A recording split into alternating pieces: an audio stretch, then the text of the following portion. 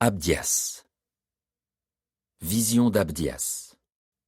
Voici ce que le souverain Seigneur Jéhovah dit au sujet d'Édom. Nous avons entendu une nouvelle de la part de Jéhovah. Un messager a été envoyé parmi les nations. Levez-vous, préparons-nous à combattre Édom. Regarde, je t'ai rendu insignifiant parmi les nations. Tu es très méprisé. La présomption de ton cœur t'a trompé. Toi qui résides dans les creux des rochers, qui habites sur les hauteurs, tu dis dans ton cœur, « Qui me fera descendre à terre ?»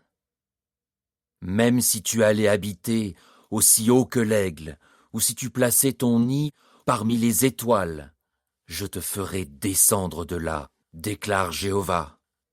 Si des voleurs venaient chez toi, si des pillards venaient de nuit, ne prendraient-ils pas seulement ce qu'ils veulent?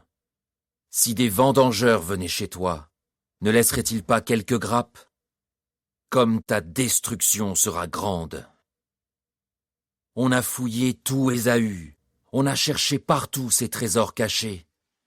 Tes alliés t'ont refoulé jusqu'à la frontière, ils t'ont tous trompé. Les hommes en paix avec toi t'ont dominé. Ceux qui mangeaient du pain avec toi placeront un piège sous tes pas, mais tu ne le remarqueras pas. En ce jour-là, déclare Jéhovah, est-ce que d'Édom je ne ferai pas disparaître les sages, et de la région montagneuse d'Ésaü le discernement?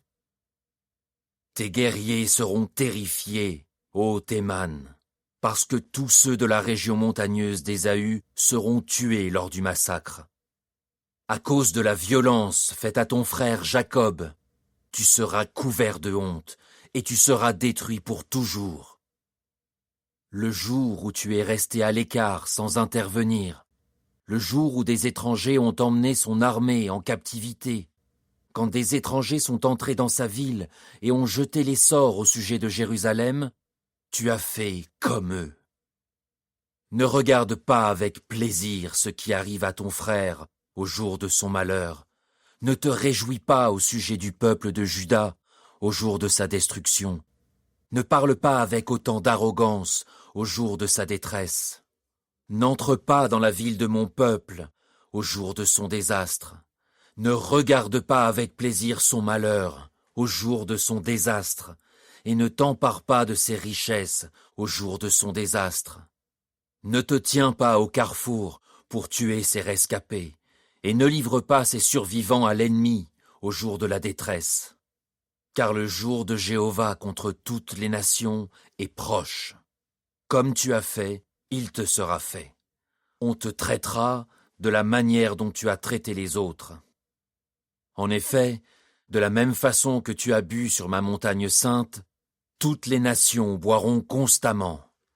Elles boiront et elles avaleront, et elles seront comme si elles n'avaient jamais existé. Mais les rescapés seront sur le mont Sion, et il sera saint. Et la descendance de Jacob reprendra possession de ce qui lui appartient.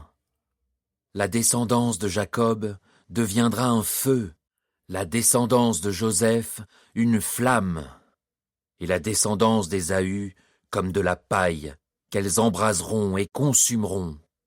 De la descendance d'Ésaü, personne ne survivra, car Jéhovah lui-même a parlé.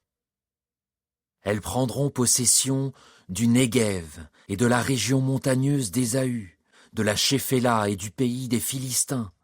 Elles prendront possession de la campagne d'Éphraïm et de la campagne de Samarie. Et Benjamin prendra possession de Galaad. Aux exilés de ce rempart, au peuple d'Israël, appartiendra le pays des Cananéens jusqu'à Sarepta. Les exilés de Jérusalem, qui étaient à Sepharad, posséderont les villes du Néguev.